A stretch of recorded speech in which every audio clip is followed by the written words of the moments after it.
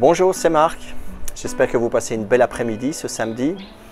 Demain, donc, nous avons la méditation à 10 h du matin, heure de Paris, 15 h, heure du Cambodge.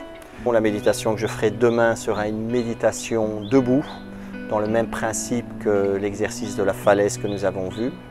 Voilà, c'est très éducatif de faire ces exercices de méditation debout, mais ce sont des postures qui nous permettent d'être dans l'observation et la perception. Justement, parlons un petit peu de la perception. On pourrait se poser la question, comment percevons-nous les événements que nous traversons aujourd'hui? Donc, quel est le regard que nous portons sur ces choses-là? Certes, les situations peuvent être parfois difficiles, mais peut-être aussi qu'il y a des points positifs qui sont là derrière et que nous ne percevons pas. Et si nous pouvions recadrer ces situations-là, en percevoir des points positifs, cela changerait nos émotions. La façon dont nous regardons les choses va déterminer la façon dont nous nous sentons à l'intérieur, va déterminer nos émotions. La posture de méditation est aussi une posture de vie. Vous pouvez être là dans une posture de méditation et puis tout d'un coup, c'est inconfortable. Vous êtes là dans l'agitation, le temps passe trop lentement, vous êtes là dans l'impatience.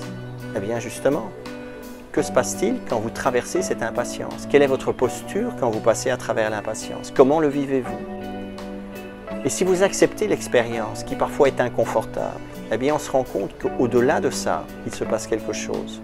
Par contre, si on refuse l'expérience, on se crispe, elle résiste, elle persiste.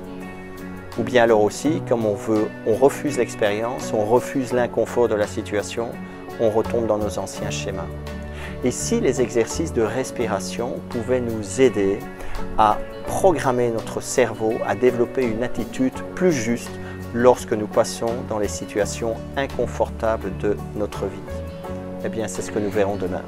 Voilà, je vous souhaite une excellente fin de journée et je vous retrouve demain dans le groupe Zen Performant. N'hésitez pas à inviter vos amis, c'est un moment de partage, alors n'hésitez pas, likez et partagez avec vos amis et je vous retrouve demain dans le groupe Zen Performance. Voilà, bonne fin de journée.